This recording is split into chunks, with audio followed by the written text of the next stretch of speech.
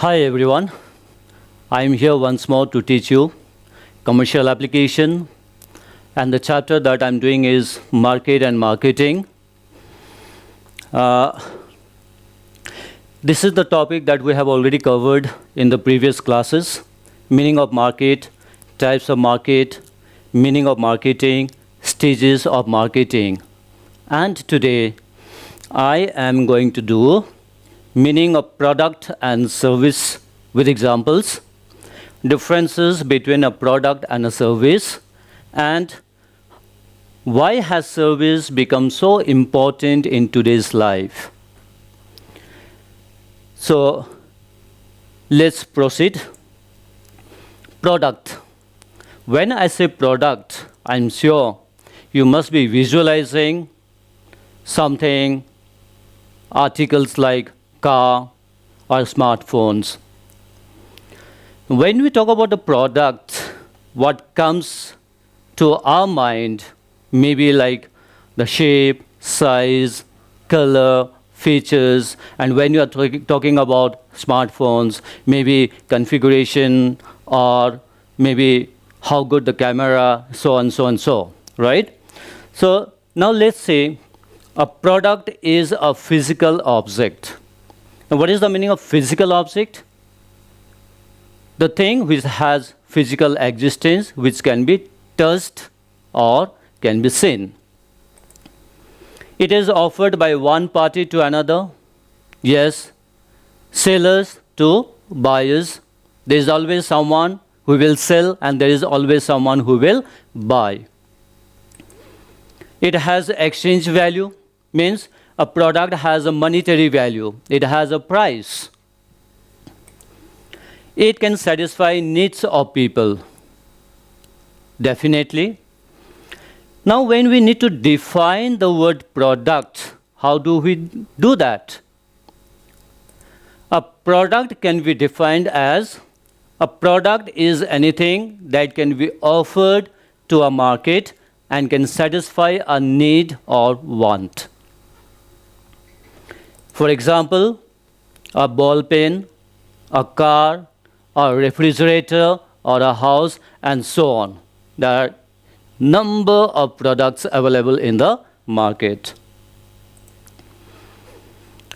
Now, before going into the feature of a product, now let's say the type of product.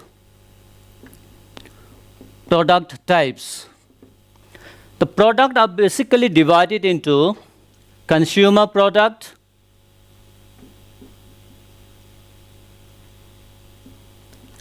or industrial products. Now, what are consumers' products? Consumer products are consumer goods which are bought by the final consumers in order to final consumption. Here, the purpose of buying this product is to consume, right? And the industrial products. Industrial products are those products which are purchased by the industries or manufacturers in order to produce further goods, a new product as a finished product, right? Consumer products can be further divided into convenience goods or convenience product. What are convenience goods? These are goods of daily needs, goods which are purchased or bought frequently, right? Here you do not analyze, you just feel like buying, you just buy it. These are the goods of daily needs like grocery items, food items, cosmetics, and so on. Then you have shopping goods.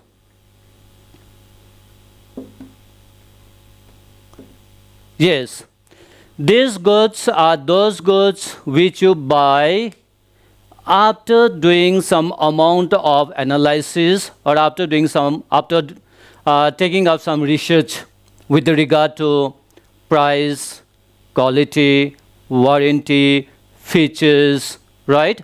You do not take buying decisions immediately. You take some time. You analyze the each and every features of different products, and then you come to a buying decision, like buying a smartphone, buying a refrigerator, buying a TV, all comes under shopping goods. Then you have another one, specialty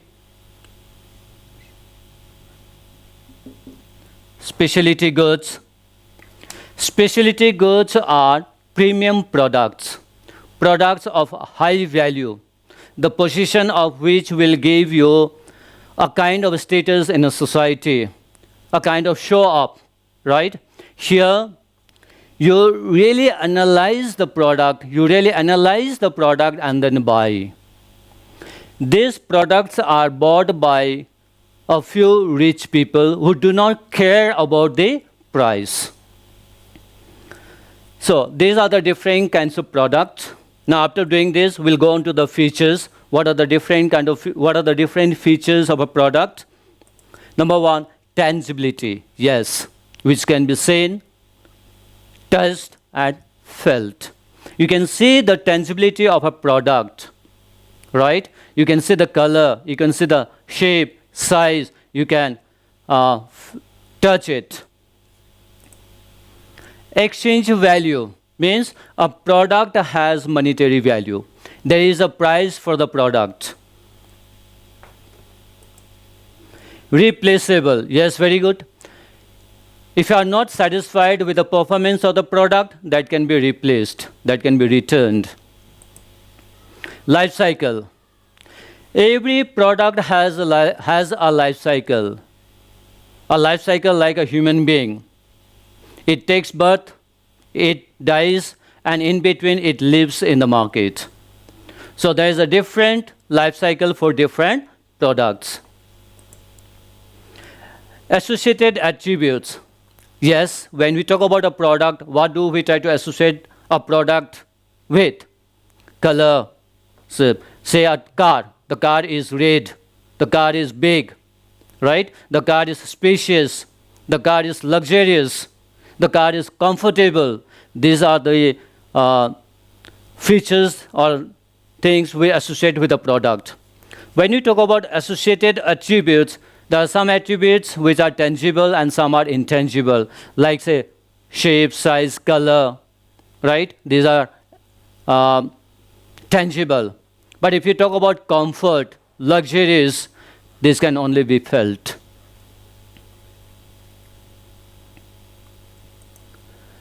Now we'll go on to the services or service. What is a service? Service are deeds, processes, act, or performance. Like comedian in a circus, you see people performing. You enjoy their performance, right? So this performance is termed as service. A service is an activity of benefit that is offered by one party to another. Again, the magician is performing some kind of tricks. What is he doing? He is involved in a kind of activity. He is performing his activity, and on the other side, you are enjoying that, right? So there are two parties involved. It is invisible and it does not result in any transfer of ownership. It is invisible. We cannot test it before we take the service, right? We can feel the service only after the result we get. It has the potential to satisfy human needs. Now, if we need to define services, how do we define? Service is defined as a means, an act. Service means an act or performance that can satisfy some human needs and can be offered for sale. Some examples like a comedy club, going to a health club, cinema, theater, so on. So type of services. Services type. What are the different types of services? So you can say business services,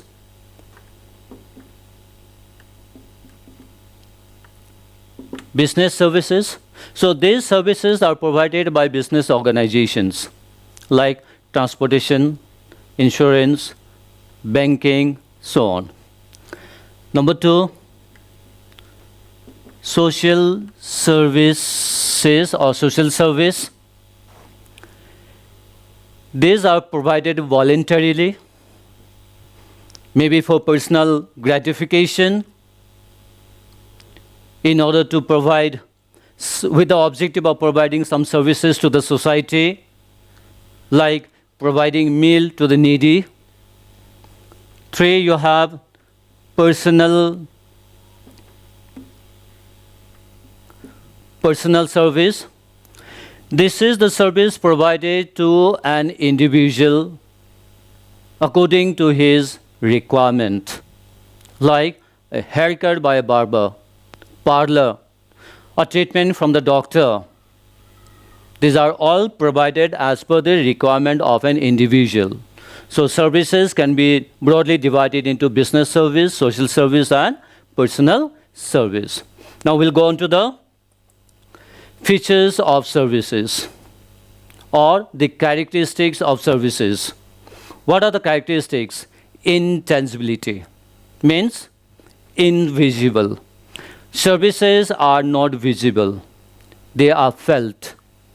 We feel that, yes, I have received the service. How do we feel it? We feel it due to the outcome we get, due to the result we get from that particular service. Exchange value. Yes, services are offered for sale. It also has monetary value. Like you want to have a haircut, the barber gives you the haircut, in return you need to pay him. Perishability means services cannot be stored. It is not durable. If you miss to consume that service in that particular point of time, it is not available the next time. Right? Take for example, a bus has 50 seats, but it got only 30 passengers, 20 seats are remaining in the first trip.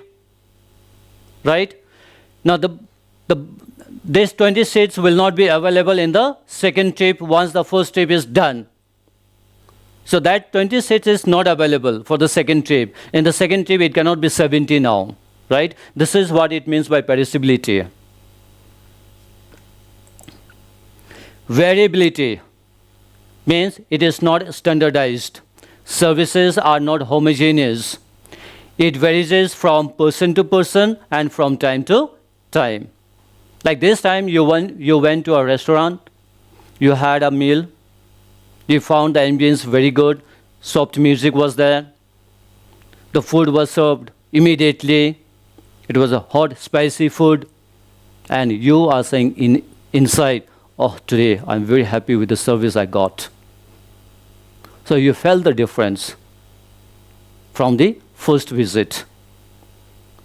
So that's what it varies. And why it varies? Because these are not manufactured in the machine under some specifications.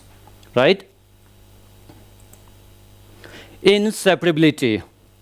That means the person who is giving you service and the service itself cannot be separated.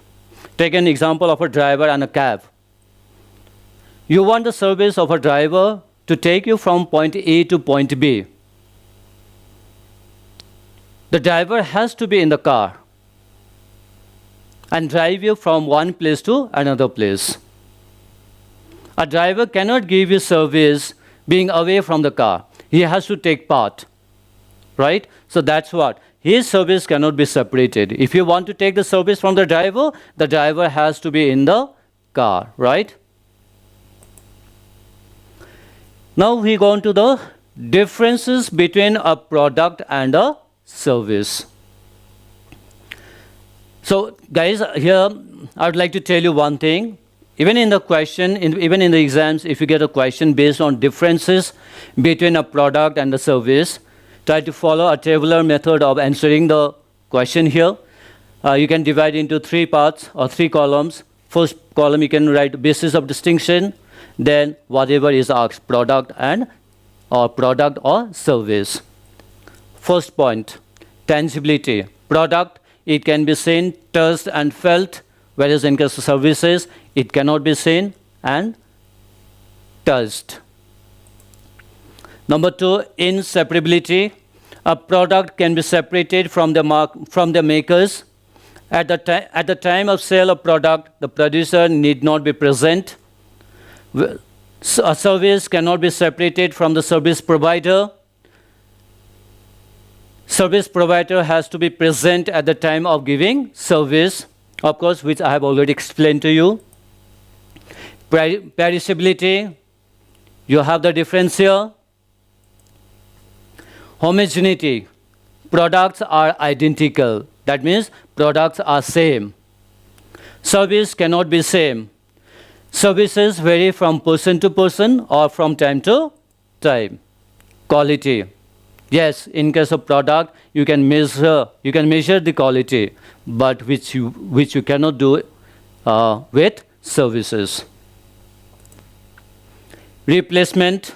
A product can be replaced, but services cannot be replaced.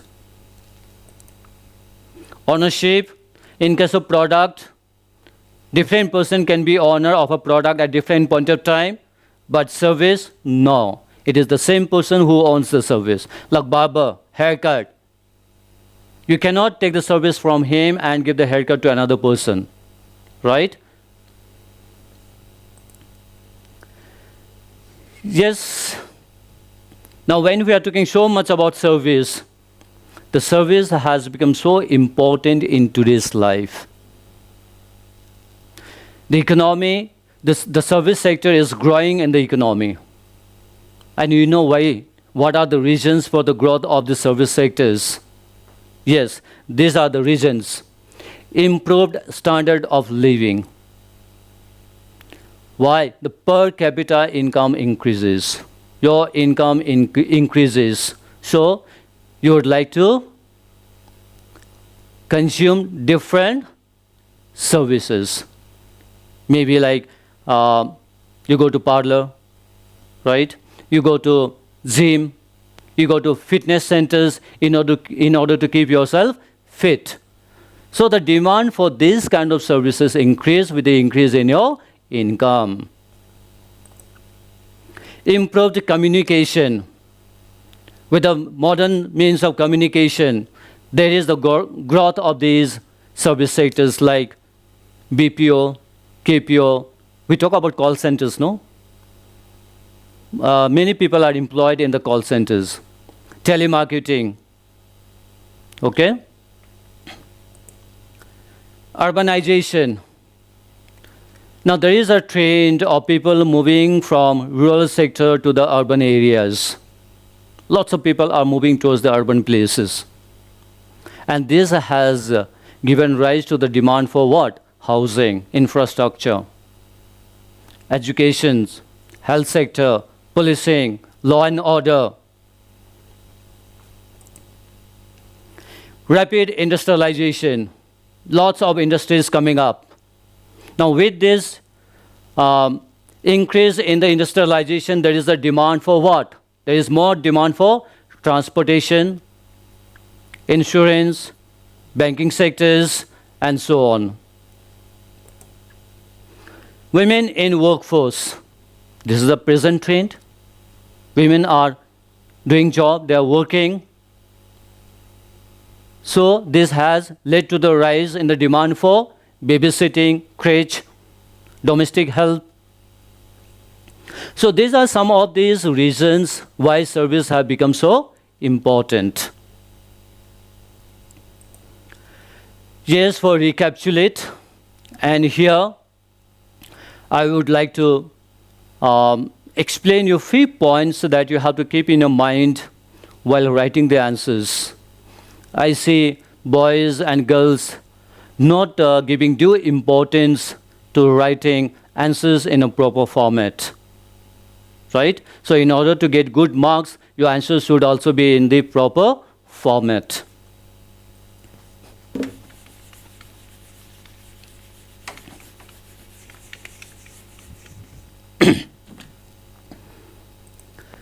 Question number 1, distinguish between capital market and money market. This is a question which we did in the previous classes, right? So how do you distinguish it? This is how you go to write your answers. Use the same question number as given in the question paper, right? It is 1, so you can write on question number 1 like this and write 1 here. And since this is differences, distinguish between, as I mentioned earlier, this kind of question should be answered in tabular form. So you can have a table here with 3 columns. Here you can write on basis of distinction. Here it is capital market, and here you have money market. You can give a point number 1 here, nature, or you can say capital market. What are you going to write? It provides long-term capital. Money market, it provides short-term capital. Number 2, you can write down here examples. Capital market, it can be stock exchanges, insurance companies, money market, banks, right? And after you finish writing the answers here, you can draw a line here to indicate that this is the end of the answer to question number 1. Okay? Next number, telemarketing is a method of direct selling. Justify, for or against. Now all these questions are of 2 marks. So here your answers should be to the point. Do not beat about the bush, okay? Telemarketing. So question number 2. There may be subdivisions, so many subdivisions. So you can write down 2A. Telemarketing is a method of direct selling. Justify, for or against, right? So what you got to write here? For the statement. For the statement. And then here you mention the reason. Mention the reason why you are for the statement. Telemarketing is a method of direct selling. Why I said for? Yes, because it is a method of direct selling. Supposing if this was not a method of direct selling, then you could have written against the statement. Now since you have written for the statement, so you got to write reason. And what is the reason? Telemarketing is a method of direct selling because there is no intermediaries or middleman involved.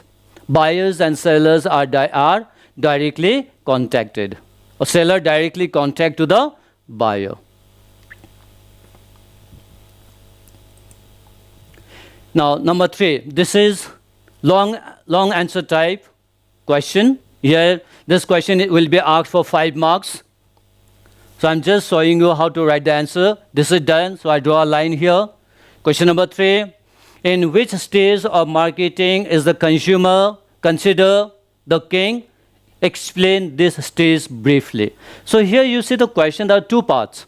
In first part, it is just asking you which stage, right?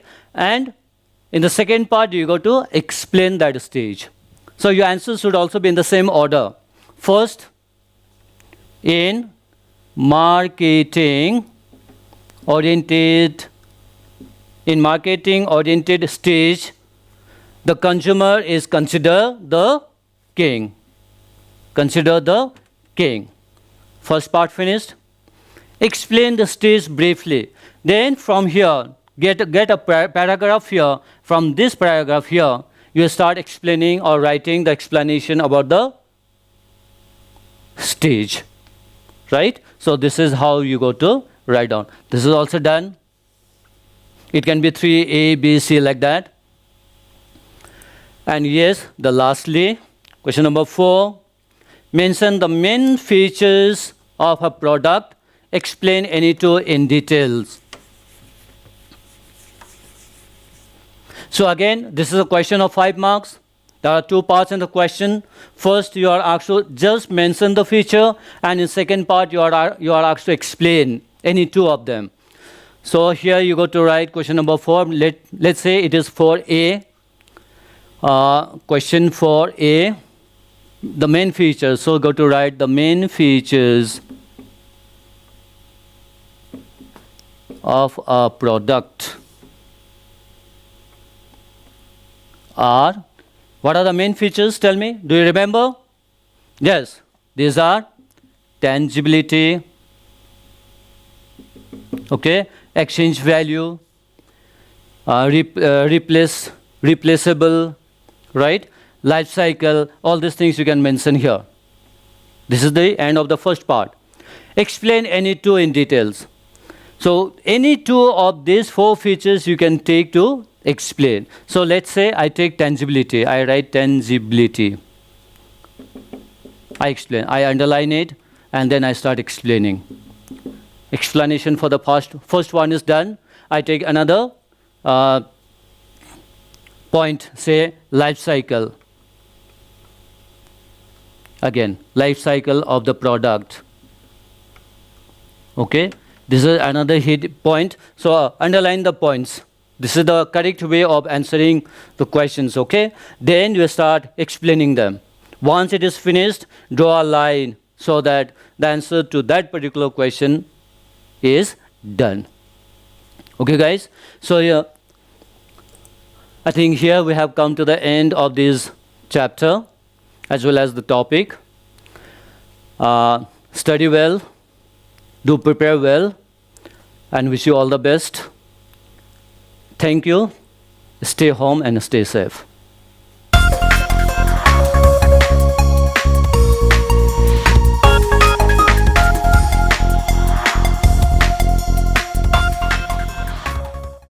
A very good morning to one and all.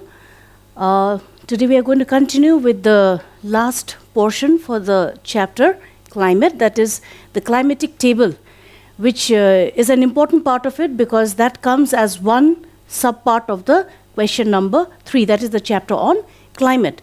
Now, we've already done a little bit of recap, that is where I've explained to you about the monsoons, about the characteristic of the 4 seasons, and now finally we come to this portion, which is the climatic table. Okay. Now, depending on the climate of a place, there are 2 types. One is continental, the other one is marine or equable climate. Now, from this particular table, you'll be able to say, or we'll be able to mention as to whether whether the station is station experiences a continental climate or it experiences an oceanic type of climate. Now, when you look at the first table, okay, that is the first table here, study the climatic table given below and answer the questions, right? Now, when you look at this over here, temperature, it's given, the units are given, that is degree Celsius, and rainfall also the unit is given. Now, look at the temperature, okay, January 12.7, 15.1, 22, so that goes on till the month of December. And then rainfall also, that it's recorded in centimeter. Now, the first important thing is to see as to what are the questions that are asked. Now, this comprises of 3 marks approximately, maximum, most of the time it is for 3 marks.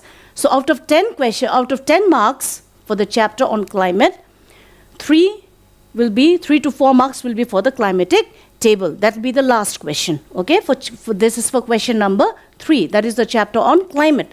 Now, when you look at it, okay, the question is calculate the total annual rainfall for station A.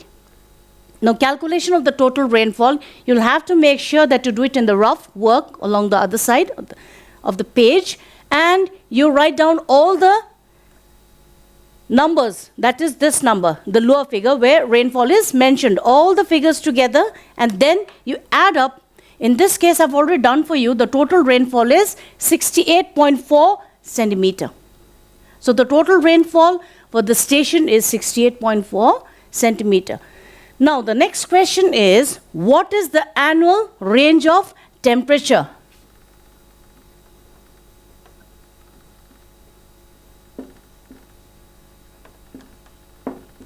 Range means difference. What is the difference? What is the difference between the highest and the lowest recorded, or which is the month with the highest temperature recorded and the lowest. So I've already, this is a worked out one for you, so this is just for an explanation. So what is the annual range of temperature? Okay, the highest recorded is, you have to see, because this particular climatic table is for India. So normally the summer season we experience is in the month of May, June, July, okay? And the winters are normally December, January, and February. So the range of temperature, if you look at it, okay, the highest recorded, I've already worked out, that is 39.1. And the minimum is 12.7. So when you subtract, so this is a simple calculation to be done, okay? The range of temperature highest minus the lowest. So you have to look at the table, see as to which is the highest temperature recorded month, and then come over and see which is the lowest. Now in some cases, let's say, okay, there's 12.7, 12.5. You have to make sure that, see, the numbers are the same, but when you take the lower figure, you always have to take the lesser one. That is, in this case, is 12.5. Now, in the same manner, in this case, again, the temperature is the same. The figures are the same, but point makes a difference. So, the higher one, the highest temperature recorded will be this one. You have to take the higher figure, higher number, okay? So, this is just an example, because you might come across with the same. So, if it's the same figure, suppose December and January also has got the same figures, 12.7, 12.7. Then in that case, you can take either or, the lowest one, whichever. Okay? Now,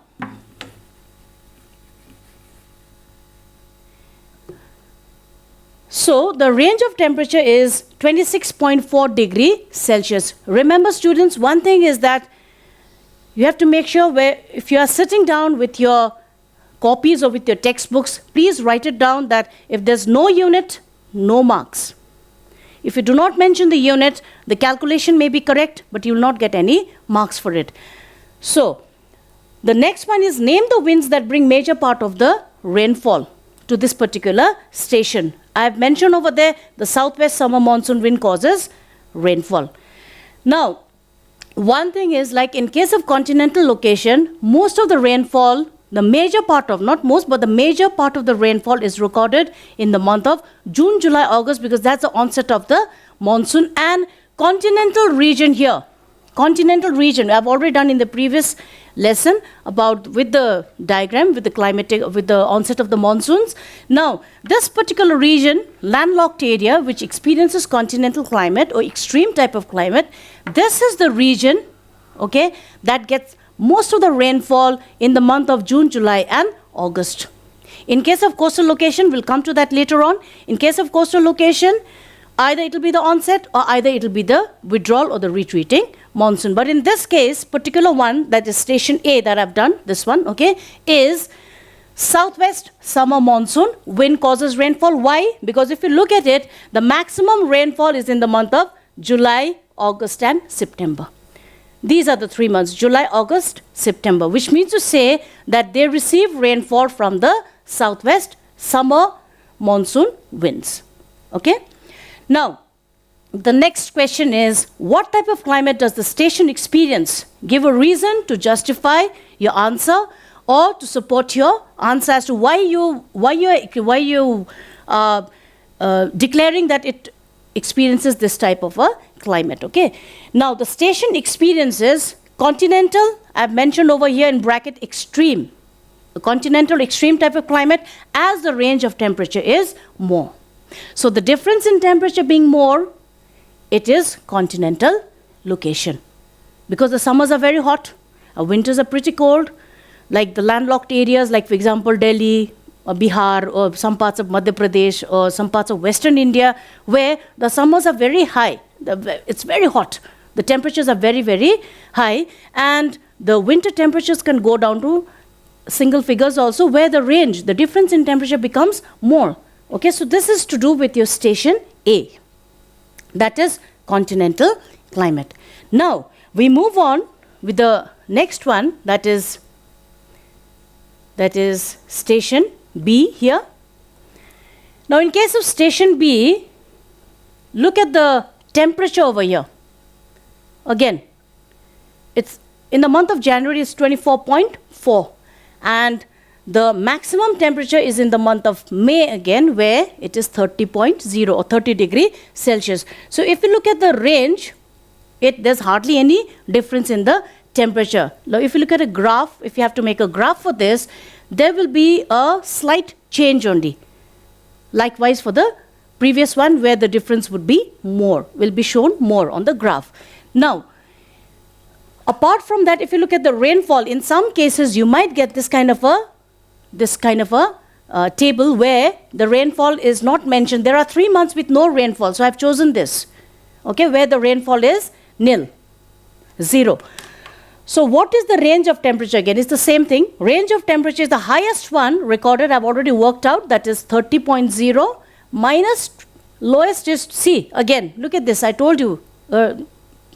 Okay, that is 24.4. See, February also 24.4. So you can take either, but you know, like the minimum temperature recorded, we normally take it for January. So anyway, both of these have got the same figure, so 24.4. So what is the range of temperature when you calculate? 5.6 degrees Celsius. So look at the variation, it is very, very less. There's a very small difference in the temperature. Now the total rainfall, again, as I've already explained to you, you just have to calculate. Now in this case, there'll be only 9 months that you are going to add up, because 3 months there's no rainfall. So you'll add up this one. Don't make the mistake of adding the temperature. Sometimes it happens, okay? So you are bound to make some kind of a mistake. So please be careful about this. This is the total one that you have to add up together, and the total rainfall, again I've done it for you, that is 183.20 centimeter. So that's the total rainfall. Now, again, name the winds that bring rainfall to the station. Now, if you look at this, okay, the type of climate that it experiences is oceanic or equatorial type of climate, because the range of temperature is less. You know why? It's because they are under the influence of the water bodies. The inflow of winds onto the shore, that is the land breeze and the sea breeze that continues to take place during the day and night throughout the year, that modifies the temperature of the coastal areas. So that is why this station B is actually a coastal location. And now, in this case, see, in case of coastal location, okay, if you are with your books, if you are with your copies, with your text, if you can, as I'm writing down, you can make a note of it, dear students, that is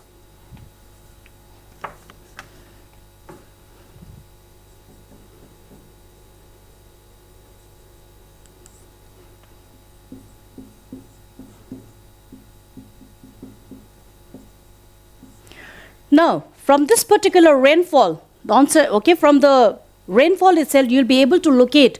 That is only in case of coastal location, places located along the coast. That if the rainfall is more, if it's a coastal location and the rainfall is more in June, July, August, the station lies along the western coast, because they're getting the full force of the southwest monsoon. This particular diagram, this is the main reason why I explained to you with the help of a diagram in the previous class, where we did the mechanism of the monsoons, right? So, the onset of the monsoon. So, if from here you can make out as to whether the station, the question will be asked as to where is the station located, or give a suitable name of a particular city or so, okay, or a place. Now, in this case, you can say the station is located, that is station B is located on the west coast. Why? Because the maximum rainfall is in the month of, look at this, from May there's a certain hike, look at it, June, July, and then August again it comes down. So June and July, which is the peak season for the monsoon. So that is why from this particular diagram you can make out as to whether the station is lying along the west, or it's a coastal location. Station B is a coastal location. So, but where is it located? Whether east or whether west coast. So in this case, it's located along the western side, because it is getting its full rainfall during the southwest summer monsoon season. That is in the month of June and July. So you can say from this particular, though I have not mentioned here, but station B lies along the west coast as it receives the maximum rainfall from the southwest summer monsoon winds. Right? Okay, now. So that is to do with your station B. So one I have done for the interior location, continental climate, range of temperature being more. Now the next one that I've done, station B, is a coastal location, and I've done it along the western coast of it.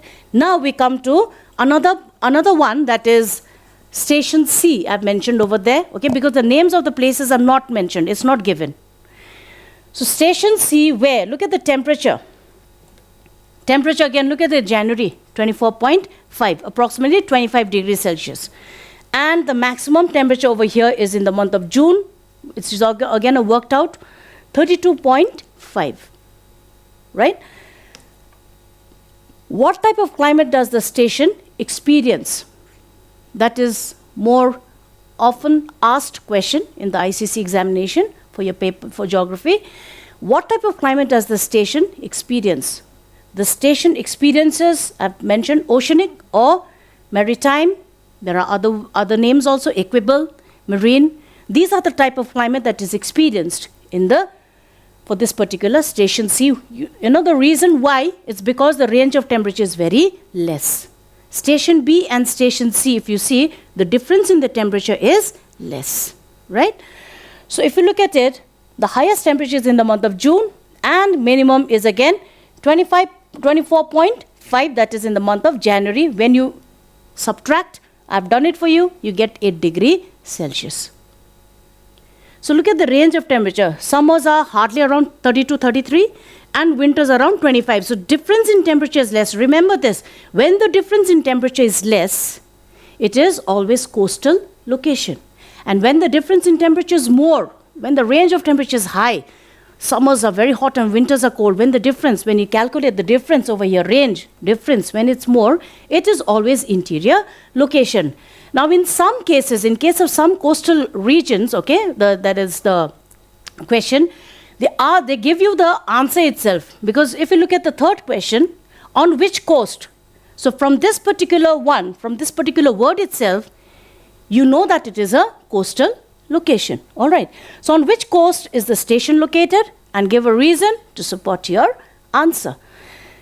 It's already mentioned it's a coastal location. So you don't have to mention you don't have to look at it and say whether it is coastal or whether it is interior. From here itself it's mentioned, but you have to mention which coast. This is what I'm trying to tell you, right? So here, again, please jot it down. Okay, that is if the rainfall, it's only in case of coastal location. If the rainfall is more in June, July, August, it's always western coast. And if the rainfall is more, being a coastal location, you know how, like what I mean to say, like how do you know it's a coastal location? From the range of temperature. When the difference in temperature is less, you know it's a coastal location. So in this case, okay, if the rainfall, being a coastal location, if you find that the rainfall is more in October, November, you can read the table, and the rainfall is more in October, November, you know that it is along the eastern coast. A probable name for this would be Mumbai for southwest, and a probable name for this, okay, the name of a station. Please mind it, not the state. The name of the station could be somewhere, let's say for example, you can give example of Chennai. Okay, it's not a state, a station, name of a station. So in this case also you can give for the southwest monsoon, it could be Mumbai. Right? So, we come to this, on which coast, it's already mentioned, again I'm coming back to it, on which coast is the station located, and give a reason to support your answer. Now over here in this case, the station lies along the eastern coast as the maximum rainfall occurs during winter.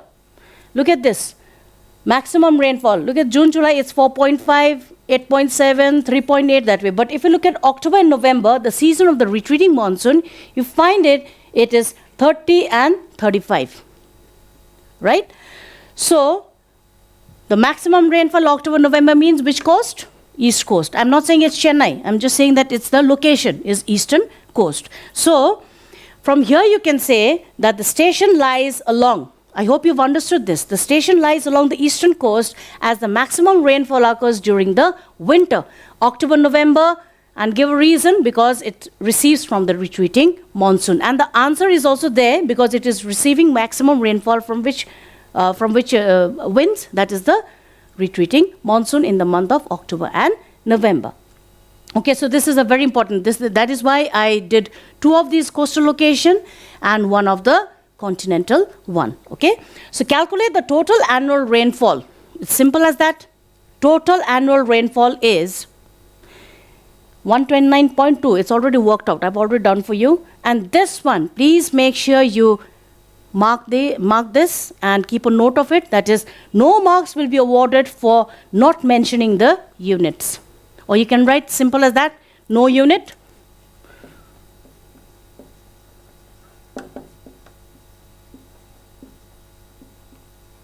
No unit, no marks. If you do not write down the unit, you will not get any marks. So your calculation may be correct, your other part of it may be correct, but this part of the calculation part of the rainfall and the temperature, that is why it's already mentioned in the question also. If you look at the temperature is in degrees Celsius and rainfall is in centimeter, right? So these are the things that you have to keep in mind.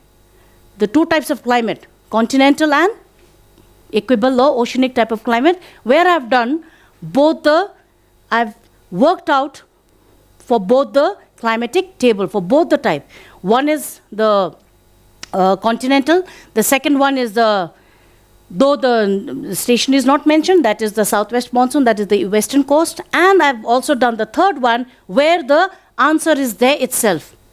Sometimes you get this type of a question also. And one more question added to that would be, give a suitable name for this particular station, especially coastal. Interior, you cannot say because interior is such a large area, you don't know which one to be mentioned. But in this case, you can be given a question as to give a suitable name for this particular station. So in case of this, if it's getting more rainfall in the southwest monsoon, you could just mark it. You can just say, for example, Mumbai. It could be Mumbai, any other place, but this is just in general that it could be given, the name.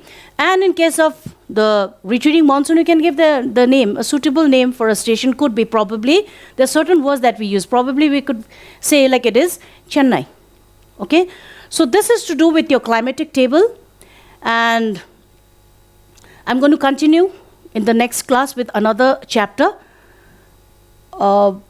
But this one, it's an important part of it, so that's why I gave it. That's why I wanted to do it in one session altogether, explaining to you. Though it carries just 3 marks, but you know that it is an important part, and this is a very scoring part for you, because it just has simple calculations. And if you know the mechanism of the monsoons, and if you know this, especially for coastal location, then your problem is solved. So till then, stay safe. Thank you.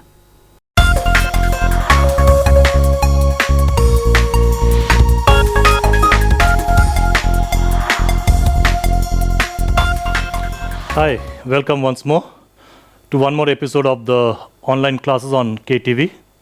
We are back for the computer application for ICSE 2021 and for the students who are still waiting to complete their ICSE 2020. Okay, so we will continue with switch case programming. Fine, we had done last few episodes. We continue with it. So let's see today what we have got. So switch case programming.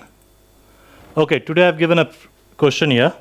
Write a program to develop a simple calculator. Like all of you have seen a simple calculator, isn't it? Where you enter 2 values and you enter the arithmetic operator and it gives you the result. So we are asked to develop a simple calculator carrying out basic arithmetic operation of addition, subtraction, multiplication and division. Okay, simple, just addition, subtraction, multiplication and division. Now whenever you are doing any programming, you should visualize what should be the response or what should be the interaction between the program and the user. So when we are talking about the simple calculator, try to visualize a simple calculator. Now what you do in a simple calculator, you give a number, then you give the operator, the plus sign, the minus sign, the multiplication or the division sign. And then you give the second value. And you press enter and you get the answer, isn't it? So here also we will develop a program somewhat similar to that format. Okay? So if we are going to develop a simple calculator, what are things that we need to input? Like for input, we need two numbers and one operator. Okay? The operator will be the arithmetic operation that will take place between these two numbers. So for input, we need two numbers and one operator. Now what will be the data type? The two numbers, let's take them float. You may take them as double also, doesn't matter. Here I have taken as float. If it is a very large number, then you take it as double. Otherwise, normally we take it as float. And that for the operator, we'll take it as a char. Because operators are single character, not a number. So single character. So we'll take it as chart type. So we declare the variables. Variable names will be v1 and v2 for the two numbers, and op for the operator. That will be chart type. And then the resultant of this operation will be stored in a variable called r, which will be common to all the operation. Now we are going to conduct 4 different operations: addition, subtraction, multiplication, and division. So according to this, we should have 4 different options or 4 different cases. We are using switch case, so there will be 4 different cases. One case will be for addition, one case will be for subtraction, one for multiplication, and one for the division. And of course, you got the default option. In case the user gives some other operator, then the control will go to the default option, right? So now let's write down the program line wise. So first we give a comment, then we import the package util. So import java.util.asterisk. Then we create the class. Here I have given the name of the class as calculator. The name of the class is calculator.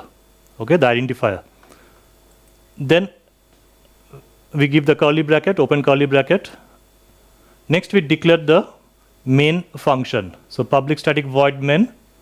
Here I have given throws IO exception. This is to take care of any exception that might occur during your program, especially if you try to divide a number by 0. Okay, so take care of 0 division. We have given this exception, throws arithmetic exception. We open the curly bracket. We create the scanner object. The scanner object here again it is SC. As I say, you can give any name. Here SC stands for scanner. So short I have given here SC. So scanner SC equals to new scanner system.in. So I am creating the scanner object. Next we go for variable declaration.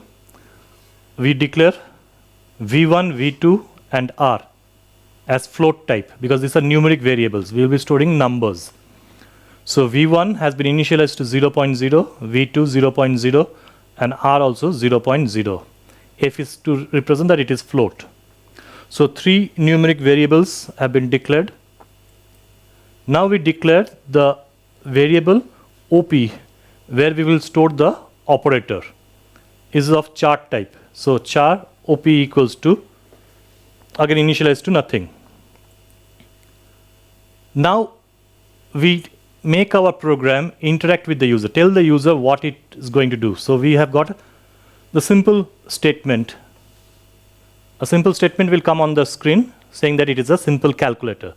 Only these 2 words will come on the terminal window. So the user knows that we are going to use a simple calculator. Next we input the values. Now as I said, the user comes to know that this is a simple calculator, so he or she acts as if she is using a simple calculator. That means he or she is going to input the first value, then give the second value, that is the operator, and then the third value, that is the number. So first one is a number, second one will be an operator, and third one will be another number. Okay. So we are using the next float option. As I said, first one will be a numeric value. So the numeric value will be entered or read from the keyboard using this function next float and stored in V1. The next value that the user is going to give is the operator. So operator is a single character. So we are using the dot next function to read that character. And as I said earlier, char at 0 is used to extract one character at position 0. So since the user is giving only one character, that character is always at position 0. So that character is extracted by char at 0 and stored in the variable OP. Now the user is going to give the third value. The third value is also a numeric type, float type. So using next float, we are reading the value and storing it in V2. So the user has entered three different values, one number followed by the operator, which is followed by the second number. So one by one, the values have been stored in V1, OP, and V2. Now you must also remember that the switch case, the test variable will be OP. The switch case will use this variable OP to select the particular case. So when we use switch, we use OP as the test variable. So switch OP. Remember, OP is the variable that has got the operator given by the user. Next, we open the body of the switch. Case, the plus sign. Remember, this is the operator that the user is going to give. Plus, minus, asterisk, or forward slash. So we will use them as case value. So first one is the plus sign. Since it is a character type or chart type, it is placed within single quotes. What is going to happen in this case? If the user gives plus sign, it is supposed to add V1 plus V2. The two numbers V1 and V2 are to be added and the sum stored in the variable R. Remember, R is a common variable that will be storing the result of the arithmetic operation that will take place. Fine. So R equals to V1 plus V2. Since the addition operation is over, we break the case. Next we go to the case minus sign. You give the minus sign here also within single quotes. Here what happens is R equals to V1 minus V2. That means V2 will be subtracted from V1 and the difference will be stored in the variable R. Again we break and we go to the next case, case asterisk. Remember, multiplication in computer is done by giving this asterisk sign, the star sign, not the cross. Cross is X. Here we are using the asterisk sign. So case asterisk, that is for multiplication, R equals to V1 into V2. So V1 will be multiplied with V2 and the product will be stored in R. Again we break and we go to the next case. Case forward slash. This is the division sign. This will divide. Okay. So R equals to V1 divided by V2. So V1 will be divided by V2 and the quotient will be stored in the variable R. And we break. So the four arithmetic operation we have finished. Either one of them will take place depending on the user giving a particular operator. In case the user gives an operator that doesn't exist here, this is outside this four operator, then we have to give an error message. For that we are using the default option, default case. So in the default case what we do, we give a simple remark or message to the user that it is a invalid operator, invalid operator. Then we finish up the switch. So my switch case is ready. My switch case is ready. I've got the four options case plus, case minus, case asterisk, and case forward slash. And then we have got the default option for giving a message is in case the user gives a invalid operator. Next, we need to display the result. That is, whatever is the value, whatever value is stored in R, that needs to be displayed. So what we do is we use the system.out.print. Give the equals to sign between double quotes because it's a string type now. And then we join R. This plus sign is not for adding, it is for joining the value of the variable R. So value of variable R will be joined with the equals to sign. So depending on which case we have gone, the control has gone, the operation will be carried out and the value of that operation will be stored in R. Here we are printing out that value. Nothing, no statement, just as equals to sign and the value that is stored in R will be shown. Okay. Now we close the main, we close the class. So this is our program. We have taken the values, we have declared variables, we have asked the user to enter values. Those values have been stored in 3 different variables, V1, V2 and OP. Then using OP as a test variable, we have created the switch case. In the switch case, we have got 4 case plus, case minus, case asterisk and case forward slash. And we have got the default case also to give a message. Then after the switch, we have printed out the result and then we have closed our main and the class.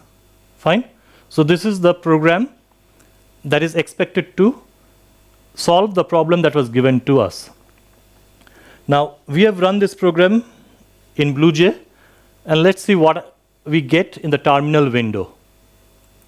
So when I run this program, on my terminal window, I get this statement, simple calculator. Remember, at the very beginning of the program, we had given this system.out.print, simple calculator statement.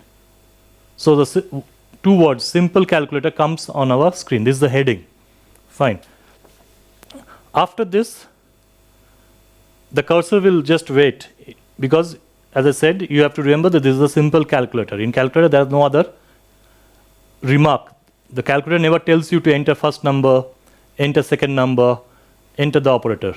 You yourself press the first number, then you press the operator, then you press the second value. So suppose we enter these values. First value 35.3, then comes the operator, and then 9.5. Only thing, make sure that there is space here, okay? One single space, that is the separator. It separates this value from this one, this value from this one, okay? So 35.3 space, then the asterisk sign, again space 9.5. That means I'm trying to multiply 35.3 by 9.5. Now when I enter this, I get the output 335.35. So this is the output that will be given by the program.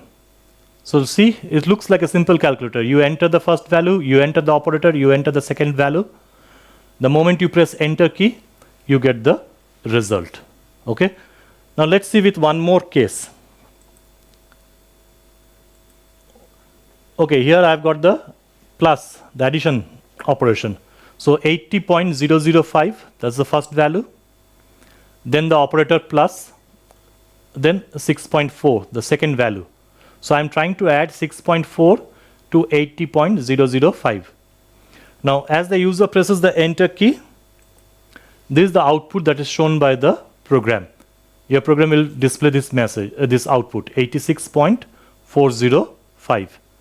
So if the user has given 80.005 plus 6.4, he or she gets the output as 86.405. So you see, this is working like a simple calculator. Now what happens if the user gives an operator that is not present? Like for example, 4 backward slash 9. Don't get confused, this is the backward slash, not the forward slash. Forward slash will be for division, this is the backward slash. So this operator doesn't exist in our program. So what happens now? when you press the enter key, it says invalid operator. And the value of the resultant R is 0.0. So if you give a wrong operator or an operator that is not present, it will say invalid operator. Okay? So this is how we solve the program. This is the logic. So we will stop here, because if we start the next program, it will take a longer time. So we will come back next week for the next episode, where we will discuss the nested switch case. Nested switch case. And then we will move on to if-else statements. Okay? So we will stop here. And as I say, stay home, stay safe, and let everyone be safe. Thank you, everyone.